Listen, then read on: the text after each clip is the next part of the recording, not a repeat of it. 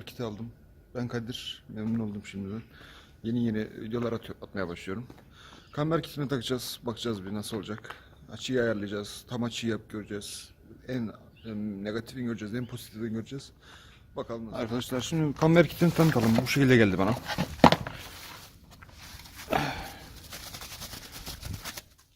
Fazla bir şey yok zaten. 3 adet civatadan oluşuyor. Saplamalı taraf, yani gördüğünüz taraf aracın şasisine geliyor. Bu tarafı ise taşıyıcıya geliyor.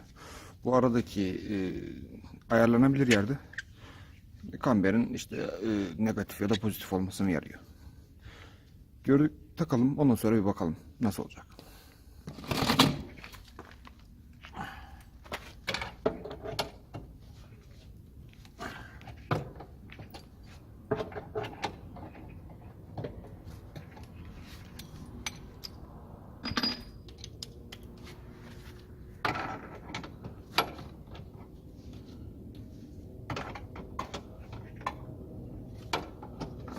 Arkadaşlar cırcırın bozuk olduğu için bu şekilde kaynattırdım.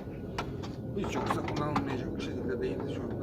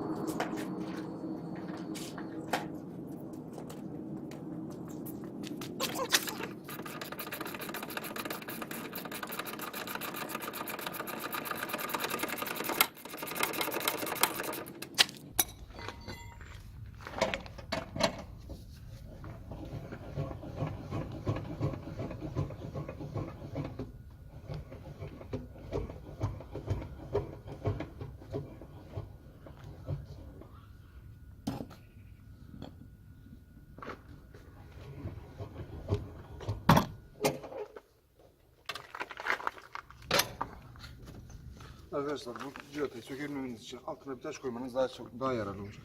En azından kolaylayacak işiniz.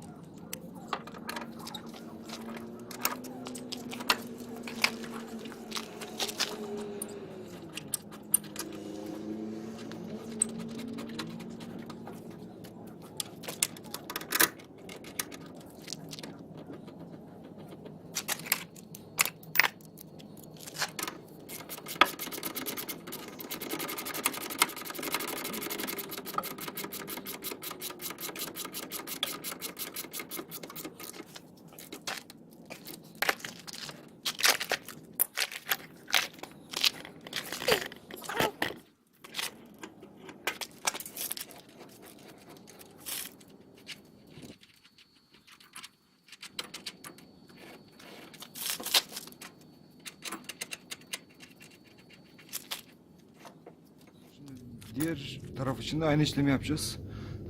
Diğer taraf yaklaşık bir 10 dakika falan sürdü. Bu taraf için de aynı şekilde 10 dakika falan sürecek. Yani toplam yarım saatte işimizi halletmiş olacağız.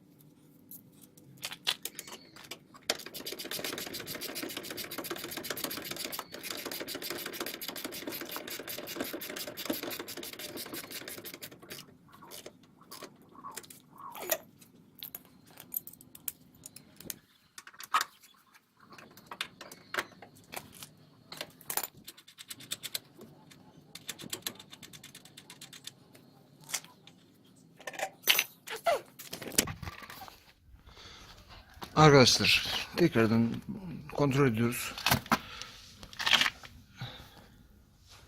Buraların iyi sıkıldığına, buranın iyi sıkıldığına kontrol etmemiz lazım.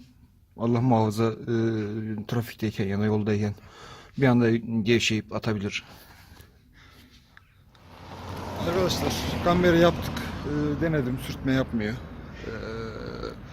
Yardım edebileceğim bir konu olursa yorumlardan yazabilirsiniz. Ben mail adresimi de alta yazacağım. Başka videolarda görüşmek üzere. Abone olup beğenmeyi unutmayın.